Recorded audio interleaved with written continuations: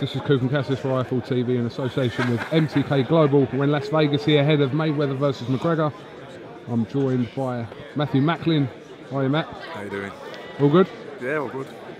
Does it feel like the normal Vegas fight week here? Does it feel bigger? What do you reckon?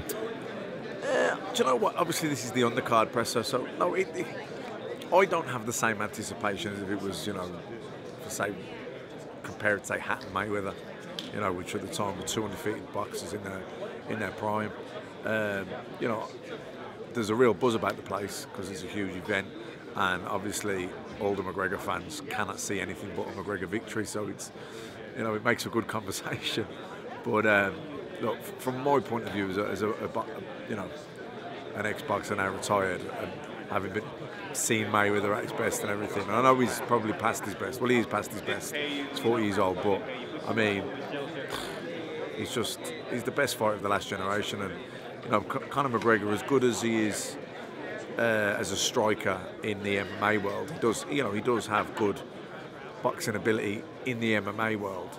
You know, he's never had a professional boxing match against another professional fighter, and I think his awkwardness, his unorthodoxness, all that type of stuff can, you know, if he brings a real intensity early on, I think it'll be exciting and he can have some success early on, but I don't see that he can win the fight. You, along with, I mean, most people I've spoke to in boxing literally don't give him a single chance. If you were to give him an argument of how he possibly could get success, maybe not the win, but how would you think that would go? I mean, I don't want to say he's got no chance because it's two men, you know, and it only takes one punch and anything can happen and all the rest of it. But, you know, you're talking about the best fighter of the last generation, last 25 years. You know, maybe ever. He's one of the best ever, you know, particularly defensive, maybe the best defensive fighter ever.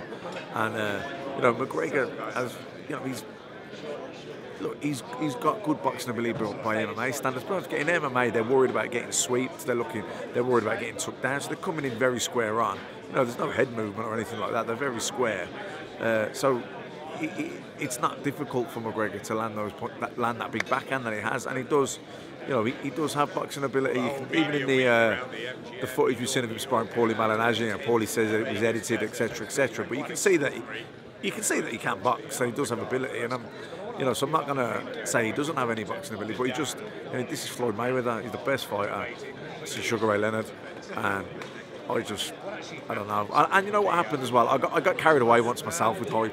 When Ricky Hatton fought Mayweather, and that's 10 years ago, Ricky was my friend, he was my gym buddy, someone I looked up to. I was part of his camp, and you know, I was convinced that Ricky was going to shock the world, and no, you know, I put money on it. You know, I completely believed it that he was going to win the fight.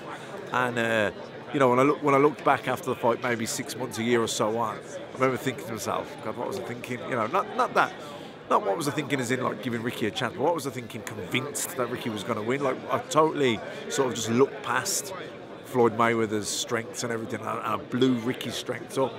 You know, because that's what emotion does to you. Emotions blinds us. Things in life are generally black and white, but emotions like clouds it all for us. And you know, everyone's biased, and everyone's full of passion and patriotism, and everyone wants McGregor to win. But you've got to look at the facts. Floyd Mayweather, you know, he's a boxing wizard, and McGregor is a raw novice in boxing terms. So you're saying that due to your experience with Hatton and Mayweather, that's convinced you not to back McGregor? No, it convinced me to leave emotion out of it. Yeah, of course, you know, leave emotion out of it. You know, Floyd Mayweather, what a fighter. Conor McGregor, what an MMA fighter. You know, and he has boxing ability, and he's a good striker in the MMA world. But he's not. He can't kick. He can't take down. This is a boxing match, and he's fighting the best fighter of our generation. And he's 40 years old, and he is past it. But he, you know, 2 years ago, he still looked really sharp when he fought Manny Pacquiao. And you know, McGregor, you know, it's a great event. And is it possible he could win? Yeah, it's possible, but it's not probable. And if somehow he manages to pull it off, in my opinion, it would have to be early on. You know, like I say, Floyd hasn't been in the ring in 2 years. His awkwardness and how unorthodox he is, etc. That's what he's got going for him. That's what Conor McGregor's got going for him. So that's going to be most advantageous early on.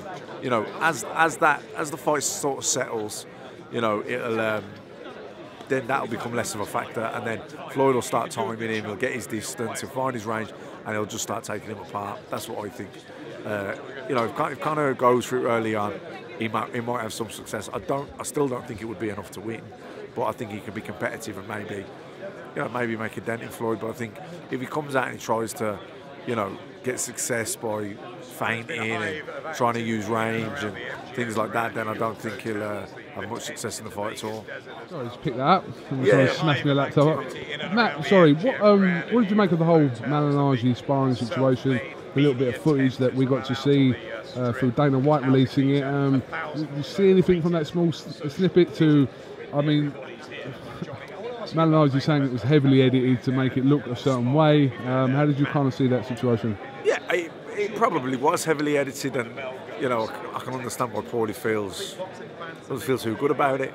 But in the bit we did see, you know, Conor's obviously having the upper hand. He looks very on you know, he's having things his own way, and he looked like he had decent skills. You know, he was landing the backhand fairly clean. He landed a few very clean shots.